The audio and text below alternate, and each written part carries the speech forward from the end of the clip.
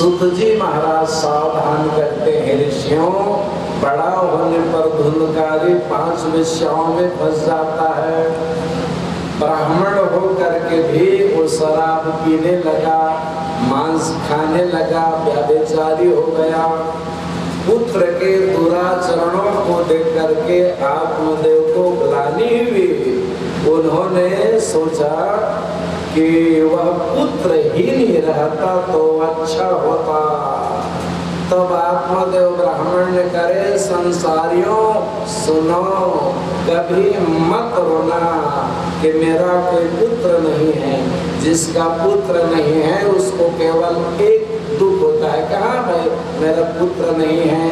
और जिसका पुत्र है वह लायक न हो करके नालायक हो जाता है, उसके माँ बाप रोज मरता है, रोज जीता है। तो आत्मदेव ब्राह्मण ने भागवत के माध्यम से संदेश दिया, भाइयों कभी मत रोना कि मेरा अपना कोई पुत्र नहीं है।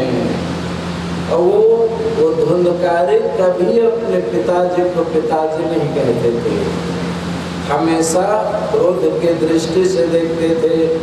तो वे बेचारा आत्मदेव छुप छुप करके रोता था। एक दिन गोकर्ण ने देख लिया और देखने के बाद प्रश्न किया, पिताजी क्या बात है, आप क्यों रो रहे हैं, बताइए तो। तो वह कहने लगा, बेटे मैं धुंधकारी के दुराचरणों को देख करके मैं दुखी हो रो रहा हूँ। तो गोकर्ण जी समझाते हैं, पिताजी संसार माया का पुत्र है, और जब माया ही झूठा है तो संसार सत्य कैसे हो सकता है। पिताजी अब आप न घर द्वार को छोड़ करके वन गमन कीजिए, घर के मोह को त्याग कीजिए। अब फिर एक बड़ा बढ़िया उदाहरण देकर के समझा रहे हैं। गोकर्ण अपने पूज्य पिता को क्षण भंगुर जीवन की कलिया, कल प्रात को जान खिली न खिली, मलयाचल की सुचि शीतल मंद, सुगंध समीर चली न चली, कल काल कुठार लिए फिरता, तन नम्र से चोट झिली न झिली, पहले हरि नाम हरि रसना, पर अंत समय में हिली नहीं ली। पिताजी यह देह में हाड़ है, मांस है और रुधिर, रुधिर माने खून है, इसे अपना मानना छोड़ दीजिए। हे पिताजी स्त्री पुत्र आदि की ममता को छोड़िए, यह संसार असार है। वैराग्य के रसिक बन करके भगवान की भक्ति में डूब जाइए, क्योंकि संसार मोह के त्याग बिना भक्ति नहीं होती। अब आपकी उम्र बहुत हो गई पिताजी, थोड़ी सी बच गई है, इसलिए आप गंगा के किनारे जाइए और भगवान की सेवा कीजिए। अपने पुत्र के ज्ञान वर्धक शब्द को सुन करके आत्मदेव ने कहा, ठीक है बेटे अब हम घर में नहीं रहेंगे। आत्मदेव गंगा के किनारे आ गए और गंगा के किनारे आकर के मानसिक सेवा करते हैं, मन से भगवान की पूजन करते हैं। एकांत में बैठ करके श्रीमद् भागवत के 10वें स्कंद के श्लोकों को गायन करते हैं। तब धीरे धीरे धीरे धीरे दुनिया से वैराग्य हो गया और एक दिन उनका शरीर नदी में लुढ़क गया और आत्मदेव देव बनकर के सीधा भगवत धाम को चला गया। शुद्ध जी कहते हैं कि हे ऋषियों, एक दिन धुंधकारी के धमकी से उनकी माँ धुंधली भी मर गई। एक दिन धुंधकारी ने अपनी माँ से कहा, माँ मुझे पैसे चाहिए। तो माँ ने कहा, बेटा घर में कोई पैसा नहीं है, कोई भी पैसा नहीं है, तो कहे सवेरे आप व्यवस्था नहीं करेंगे तो मैं आपको मार दूंगा। तो बेटे के धमकी को सुन करके धुंधली जी रात को कुएं में कूद करके जान देंगी। अब गोकर्ण को लगा कि यहाँ मैं कहाँ रह पाऊंगा दुष्ट के साथ। पिताजी चले गए, माँ भी चले गए, तो इनके साथ मैं नहीं रह सकता। बरुबर बास नरक करता दुष्ट संग जनिते विधाता। जो समझदार हैं वे ब्रह्मा जी से प्रार्थना करते रहते हैं, ब्रह्मा जी मरणोपरांत मुझे नरक दे देना, परंतु दुष्टों का संग मत देना। गोकर्ण ने कहा दुष्ट धुंधकारी के साथ मैं रह नहीं पाऊंगा, तो तीर्थाटन के लिए चले गए। अब घर में धुंधकारी अकेला हो गया, तो इसमें लिखा है 5 वेश्याओं को घर ले आया, तो उनके खर्च पूर्ति के लिए वो चोरी करने लगा। एक दिन 5 वेश्याओं ने विचार किया कि रोज रोज चोरी करके आते हैं, अब कभी पकड़े जाएंगे इनको राजा साहब दंड देंगे और इसके साथ साथ हम लोग भी मर जाएंगे, तो क्यों इनको मार डाले। तो धुंधकारी जी के गले में दुपट्टा लगा करके खींचती हैं, तो इनका प्राण जल्दी निकलता ही नहीं है। पापियों की मृत्यु जल्दी नहीं होती। तब 5 वेश्याएं रात को आग जलाती हैं, लकड़ी के अंग जलते हुए लकड़ी के अंगीठी को उनके मुंह में डालते हैं, तब छटपटा करके मर गया। रात को ही 5 वेश्याएं गड्ढा खोद करके धुंधकारी के लाश को डाल दिया और आप 5 के 5 वहां से भाग खड़ी हुई। धुंधकारी अपने कुकर्मों के कारण प्रेत योनि को प्राप्त हुआ। गोकर्ण जी को पता चला कि मेरा भाई दुनिया में नहीं रहा, तो साधु स्वभाव होने के कारण वो जहाँ जहाँ जाते हैं अपने भाई के मुक्ति के लिए जलांजलि देते हैं, पिंड दान करते हैं। गया जी में जा करके भाई के लिए श्राद्ध किया। एक दिन घूमते घूमते गोकर्ण जी रात को अपने घर आए और रात को सो गए, तो वे प्रेत के रूप में डराने लगा। तो गोकर्ण ने कहा तुम कौन हो, कभी कुत्ते बनते हो कभी बिल्ली बनते हो, है तुम कौन हो। तो प्रेत कहाँ बात करेंगे जी। तो ये गोकर्ण जी अपने कमंडल से जल निकाल करके अभिमंत्रित करते हैं, अभिमंत्रित करके गोकर्ण के धुंधकारी के ऊपर में छिड़का, पाप उसका कम हुआ। तब वो कहने लगा मैं तुम्हारा भाई धुंधकारी हूँ, बहुत पाप करने के कारण मेरी यह हालत हुई है, मुझे प्रेत योनि मिली है। तब गोकर्ण को बड़ा दुख हुआ। गोकर्ण ने कहा मैं तो तुम्हारे मुक्ति के लिए गया जी गया, पिंड दान किया, फिर भी प्रेत योनि से तुम मुक्त क्यों नहीं हुए। तब प्रेत ने कहा गया श्राद्ध सते नामी मुक्ति में न भविष्यति, उपायं परं कंचित्वं विचारा सांप्रतम। भैया मेरे लिए एक बार तो क्या 100 बार गया जी में जाकर के मेरे लिए पिंड दान करेंगे तो मेरी मुक्ति नहीं होने वाली है, क्योंकि मेरे पापों का कोई हिसाब ही नहीं है। सैकड़ों गया श्राद्ध करेंगे फिर भी मेरी मुक्ति नहीं हो सकती, तब तो तुम्हारी मुक्ति असंभव है धुंधकारी। मैं क्या करूं, कैसे तुम्हें सद्गति मिलेगी। अच्छा तुम जिस परिस्थिति में हो उसी में रहो, मैं कल प्रातः काल सूर्य नारायण से प्रश्न करूंगा। फिर गोकर्ण जी रात को सोए, ब्रह्म मुहूर्त में उठे और उठने के बाद गायत्री मंत्र से अभिमंत्रित करके सूर्य नारायण को अर्घ दिया। और कहा रुकिए, मेरे प्रश्न को उत्तर दीजिए, तभी आप आगे बढ़िएगा। तो गायत्री मंत्र में इतनी शक्ति कि सूर्य नारायण रुके। सूर्य जी ने कहा क्या बात है गोकर्ण? तो कहे मेरे भाई की मुक्ति के उपाय आप बताइए, फिर आगे बढ़िएगा।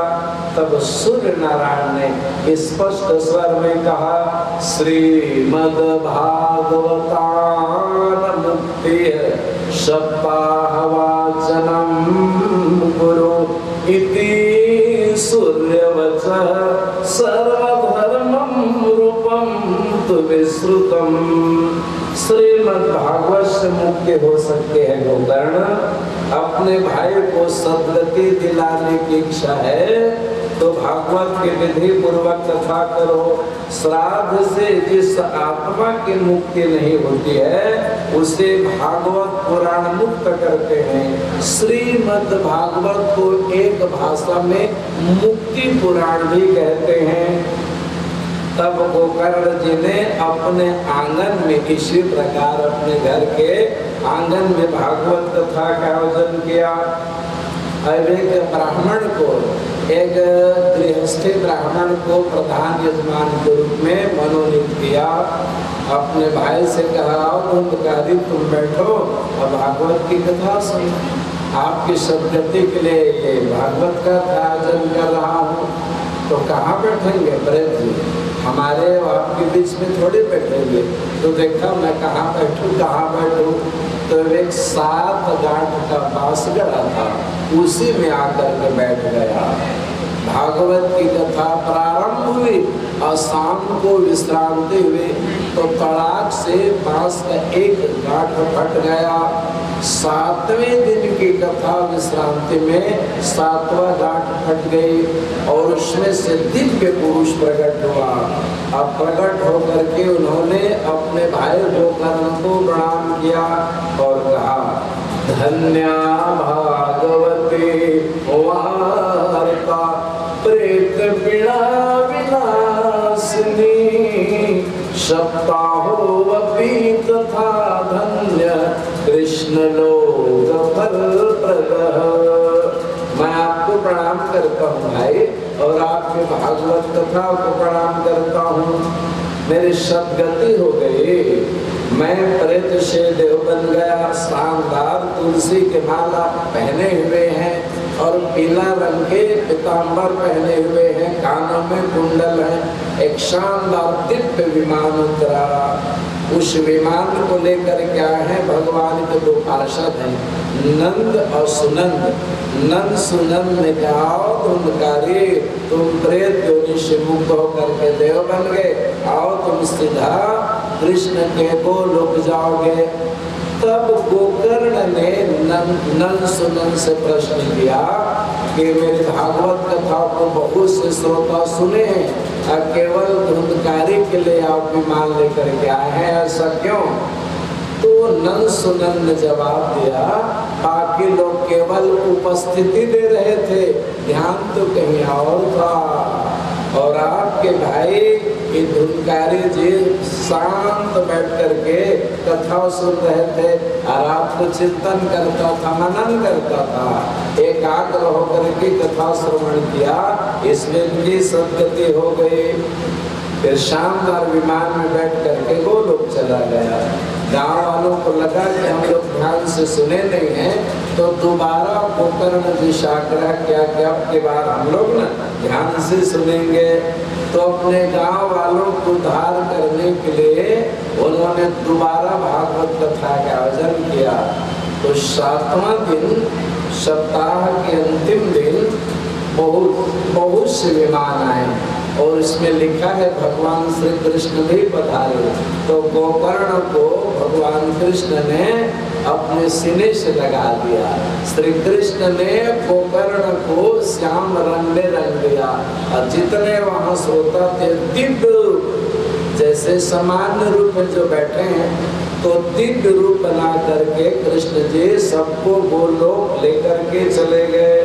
बोले भागवत भगवान की जय। लिखा है उस गांव में जितने कुत्ते थे, चांडाल थे, जितने भी जीव थे, गोकर्ण की कृपा से विमानों में चढ़ा लिए गए।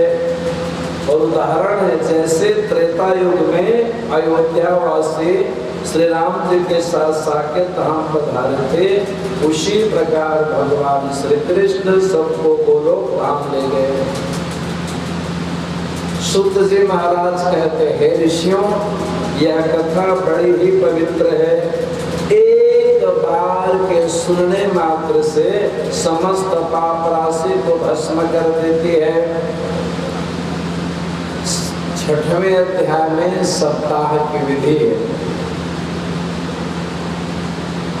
शंकादिक बंधु नारद जी से कहते हैं आनंद घाट में कि जिस प्रकार समझदार माँ बाप अपनी पुत्री अपुत्र के विवाह के लिए पहले से धन की व्यवस्था करते हैं। समझदार माँ को लगता है कि मेरा बेटा विवाह योग्य हो गया है, कि मेरे बेटे विवाह योग्य हो गए हैं, तो पहले धन की व्यवस्था करते हैं। तो वैसे भागवत कथा अर्जन के लिए धन की व्यवस्था करना चाहिए। कथा का श्रवण कोई तीर्थ स्थल में या अपने घर में ही अच्छा माना गया है। शुभ मुहूर्त में कथा का आरंभ होना चाहिए। शुद्ध जी महाराज कहते हैं कथावाचक ब्राह्मण को लोभी नहीं होना चाहिए। और जो व्यास गद्दी पर जो ब्राह्मण आसीन हैं उनको सिर्फ कथा ही सुनानी चाहिए। ये दुनिया भर के बात नहीं करना चाहिए, इसमें लिखा है। और वक्ता और श्रोता को चाहिए कि वे आँख, मन, वाणी, कर्म प्रत्येक इंद्रियों से ब्रह्मचर्य का पालन करें। ब्रह्मचर्य का व्रत का पालन करना चाहिए। आयोजक के बारे में लिखा है उन्हें किसी भी परिस्थिति में क्रोध नहीं करना चाहिए। एकदम विनम्र एकदम जो भागवत कथा के आयोजक हैं उनको विनम्र होना चाहिए। और कथावाचक के बारे में लिखे हैं व्यास पीठ में बैठ करके किसी के लिए अमंगल नहीं बोलना चाहिए। व्यास आसन से स्त्रियों को बाईं तरफ बैठना चाहिए। भोजनम दुवरम मन्ये कथा श्रवण कारकम न उपवास वरः प्रोक्त कथा विघ्न करो यदि। देखिए इसमें लिखा है कि उपवास करना जरूरी नहीं है, उपवास रहना जरूरी नहीं है। न उपवास वरः प्रोक्त तथा विघ्न करो यदि। दोपहर के भोजन इसलिए निषेध है कि दाल भात खाने के बाद नींद आती है, नींद ना है इसलिए अल्प भोजन करना चाहिए। माने जो श्रोता है वे अपने अनुसार भोजन कर सकते हैं, बिल्कुल स्वतंत्र हैं। क्या खाएंगे क्या नहीं खाएंगे ये आपके ऊपर निर्भर है। अब क्रोधित होने से पुण्य का क्षय होता है, इसलिए बार बार व्यास लिखते हैं कि श्रोता और वक्ता को किसी भी परिस्थिति में क्रोध नहीं करना चाहिए। व्यास आसन पर आसीन आचार्य जो हैं वे साक्षात व्यास रूप माने गए हैं। इसलिए कथावाचक के बारे में लिखा है कि वे किसी को प्रणाम न करें, मुख से अमंगल शब्द का उच्चारण न करें। इस प्रकार आनंद घाट में ये चारों के चारों नारद जी को कथा सुना रहे हैं। तभी अचानक उस सभा में व्यास नंदन सुखदेव जी का आगमन होता है। उनको देख करके सब खड़े हो गए। फिर सुखदेव जी को शानदार आसन दिए, आसन दे करके पूजन करते हैं। तब सुखदेव जी गजब के श्लोक कर रहे हैं। निगम कल्पतरोर गलितम फलम सुख मुखादमृतदमं संयुक्तम पिबत भागवतम रसम मालयम मूलो रसिका भुवि भावुका। सुखदेव जी कहते हैं श्रोताओं, हे रसिक जनों, सुनो, ये भागवत की कथा ब्रह्म लोक में नहीं है, शिव लोक में नहीं है, विष्णु लोक में नहीं है, गोलोक में नहीं है, इंद्र लोक में नहीं है तो केवल मृत्यु लोक में। इसलिए जब तक जियो तब तक सुनो, जब तक जियो तब तक सुनो। हे भाग्यवानों, इसे कभी मत छोड़ना, कभी मत छोड़ना। श्री सुखदेव जी महाराज इस प्रकार भरी सभा में उद्घोष कर रहे थे कि अचानक भगवान नारायण अपने पार्षदों के साथ वहां प्रकट हो गए। बोले भक्त वत्सल भगवान की जय। कल्पना कीजिए क्या दृश्य है। गंगा के पावन तट हरिद्वार आनंद घाट में चारों कुमार व्यासपीठ पर आसीन है और नारद जी हाथ जोड़ करके बैठे हैं। अब भगवान का प्रागट्य होता है अपने पार्षदों के साथ, भक्तों के साथ। नारद जी ने सभी भक्तों का सम्मान किया, भगवान को प्रणाम किया, शानदार आसन पर बैठाए। अब बैठने के बाद कहते हैं, नारद जी कहते हो, मैं अपने आप को रोकने में समर्थ हूँ, मैं कीर्तन कर रहा हूँ। तो नारद जी वीणा लेकर के कीर्तन करने लगे। उस कीर्तन को देखने के लिए भगवान शिव माँ पार्वती को साथ लेकर के आनंद घाट पधारे। उस कीर्तन को सुनने के लिए ब्रह्मा जी ब्राह्मणी को साथ लेकर के पधारे। प्रहलाद जी करताल बजाने लगे, उद्धव जी झांझ बजा रहे हैं, देव ऋषि नारद बजा रहे हैं और अर्जुन गाने लगा और देव राजेंद्र नाच नाच करके मृदंग बजाने लगा। अब व्यासपीठ में बैठ करके सनत कुमार जी जय हो की घोष कर रहे हैं और सुखदेव जी भाव बताने लगे। ऐसा अलौकिक आनंद से जय जयकार के ध्वनि से आकाश मंडल गूंज उठा, चारों ओर आनंद का सागर उमड़ पड़ा। भक्तों की तन्मयता को देख करके भगवान प्रसन्न होते हैं और प्रसन्न होकर के कहते हैं, जिनको जिनको जो जो मांगना है मांग सकते हो।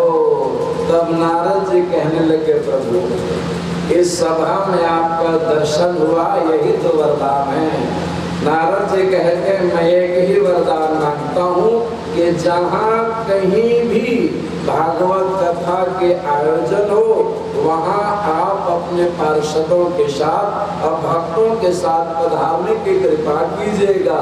भगवान ने कहा तथास्तु, ऐसा ही होगा।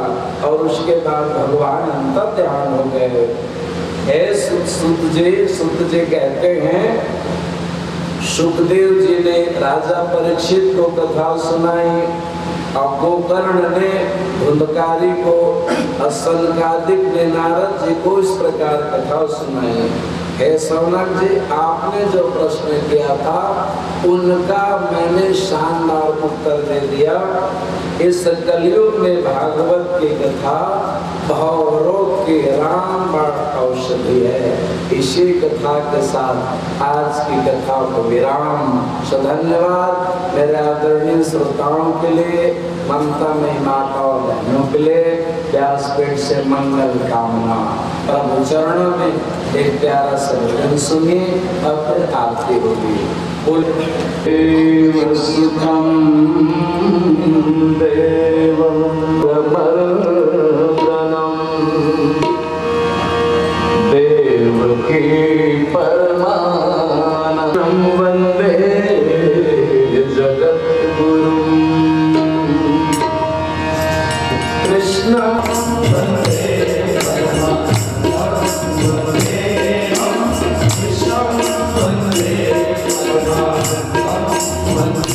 Thank you.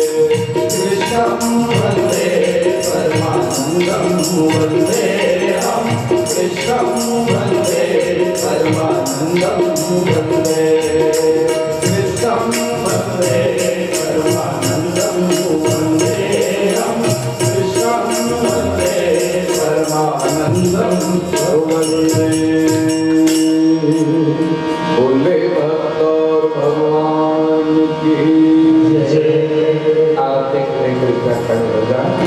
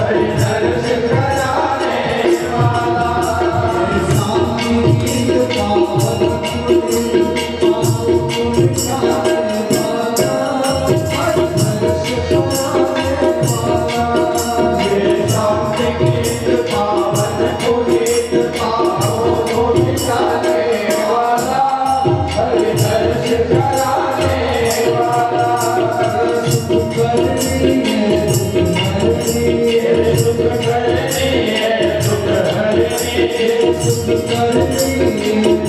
करनी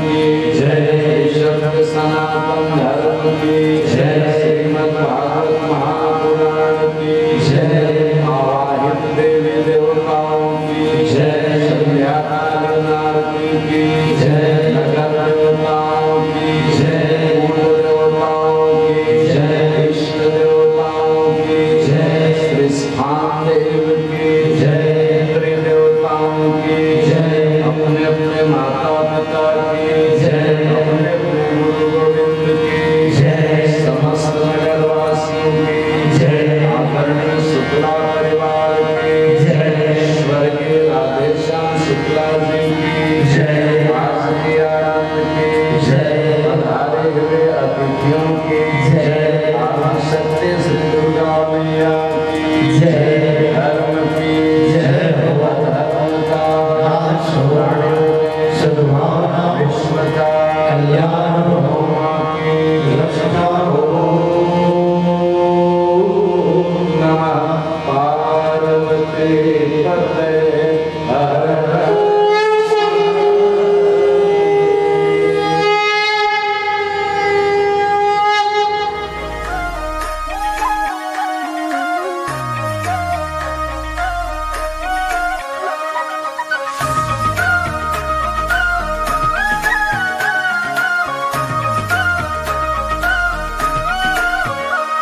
श्री राधे राधे राधे बरसाने वाली राधे,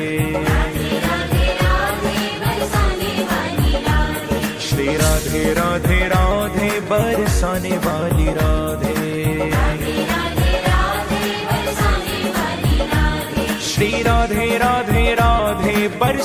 वाली राधे, श्री राधे राधे राधे बरसाने वाली राधे, श्री राधे राधे राधे बरसाने वाली राधे, श्री राधे राधे राधे बरसाने वाली राधे, श्री राधे राधे राधे बरसाने वाली राधे, श्री राधे राधे राधे बरसाने वाली राधे, श्री राधे राधे राधे बरसाने वाली राधे।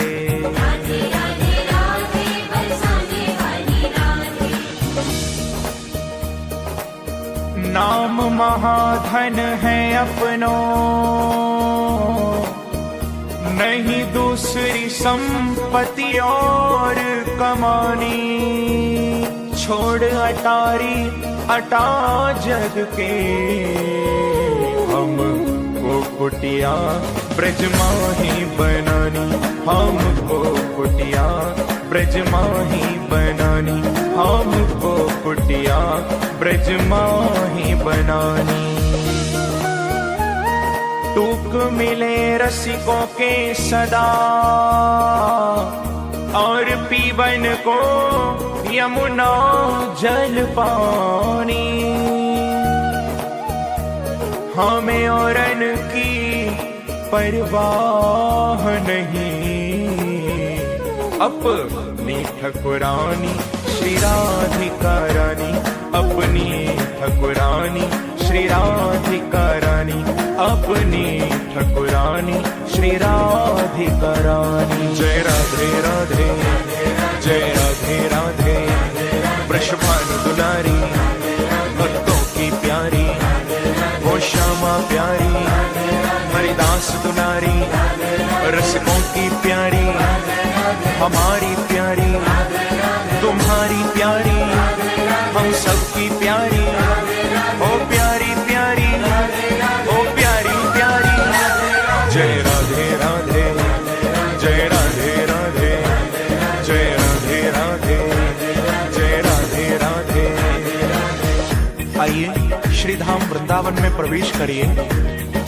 वृंदावन में सुनरक गांव में, काली दह पर, अद्वैत वट में, कान गली में, पान गली में, गुमान गली में, वो कुंज गली में, शिवा कुंज में, प्रेम गली में, श्रृंगार वट पे, चीर घाट पे, ऋषि घाट पे, ओ निधिवन जी में।